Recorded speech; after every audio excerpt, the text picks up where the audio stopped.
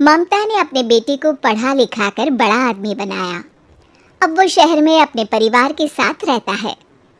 एक दिन ममता का बेटा रोहन अपनी पत्नी आलिया से कहता है, अरे आलिया सुनो, माँ अब से गांव में नहीं रहेगी, वो हमारे साथ यहीं रहेंगे शहर में। उनका कमरा आज नौकर से बोलकर अच्छे से साफ करवा देना। ओह, आज तो मेरी किटी पार्टी है, फिर मुझे जिम और फिर शॉपिंग। ठीक है, कल करवा दूंगी। अच्छा, लेकिन माँ के सामने ये कपड़े नहीं चलेंगे। हाँ, तुम्हें साड़ी या सूट पहनना होगा। अरे बिल्कुल भी नहीं। मेरे मम्मी पापा ने इतना पैसा लगाकर शादी इसलिए नहीं की थी कि मैं अपनी मर्जी के कपड़े पहन ओढ़ भी ना सकूं। अरे चलो, गुस्सा मत हो, लेकिन कुछ दिन तो माँ की खुशी के लिए कर सकती हो ना। लेकिन आलिया मानती नहीं। माँ आती है सिंपल सी साड़ी, झोला और चप्पल पहनकर। अरे रोहन, मैं इनके साथ कैसे रहूंगी? मेरी फ्रेंड्स क्या कहेंगी? ये तो पूरी गंवार लग रही है। आलिया, माँ गांव में रहती थी इसलिए ऐसी हैं। तुम आज ही माँ के साथ जाकर उनकी पसंद की शॉपिंग करवा देना। इनके साथ घर के अंदर रहना मुश्किल है, बाहर तो मैं कभी भी ना जाऊं। रोहन को आलिया पर गुस्सा आ जाता है। माँ, ओ माँ। हाँ बेटा। वो माँ को ले जाने के लिए उनका हाथ पकड़ता है कि अरे माँ, तेरे हाथ अभी तक इतने कड़े हैं, तूने इसका कोई इलाज नहीं किया? अरे बेटा, इसका कोई इलाज नहीं। वैसे भी मुझे कोई शर्म नहीं कि मेरे हाथ मुलायम नहीं है, क्योंकि इन्हीं हाथों से मेहनत कर मैंने तुझे बनाया है बेटा। अगले दिन, माँ, मैं ऑफिस जा रहा हूँ, कुछ लाना हो तो आलिया को बोलकर फ़ोन करवा देना। रोहन के जाने के बाद, आप ना आज कमरे में ही रहिएगा, घर में पार्टी है, मेरी सहेलियाँ आ रही है, मैं उन लोगों के सामने आपको नहीं ला सकती हूँ। ठीक है बहू, लेकिन तुम कहो तो मैं कुछ खाने को बना दूँ तुम लोगों की पार्टी के लिए।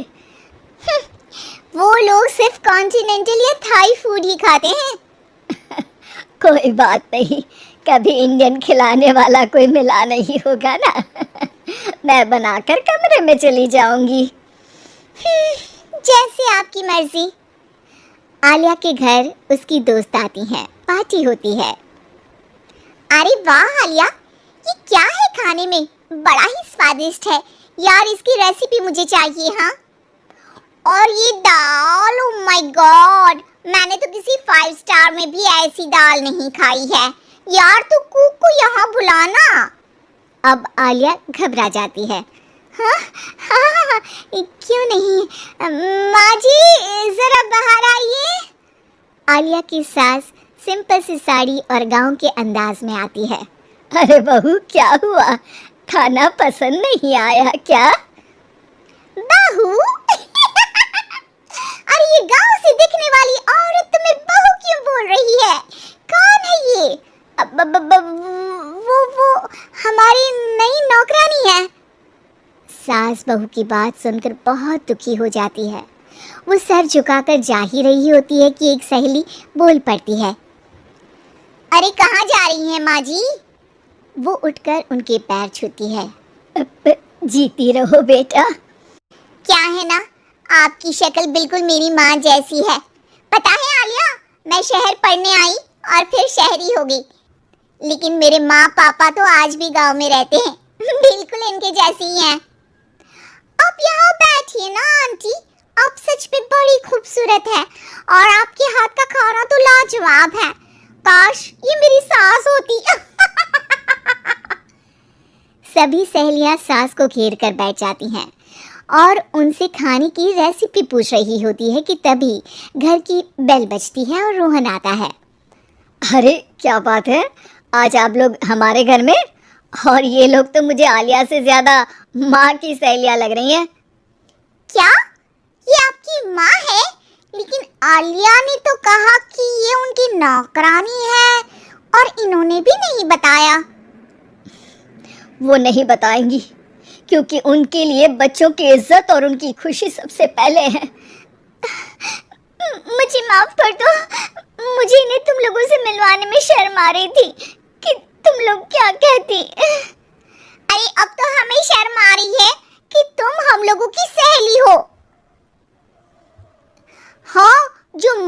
जैसी सास को नौकरानी बोले वो हमारी सहेली नहीं हो सकती।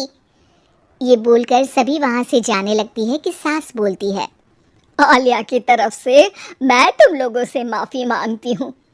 उसने जो कहा उसके लिए मैं उसे माफ़ करती हूँ। अब तुम लोग भी उसे माफ़ कर दो, क्योंकि अगर तुम लोगों ने उससे दोस्ती तोड़ी तो फिर मेरे हाथ का खाना कैसे खाओगी?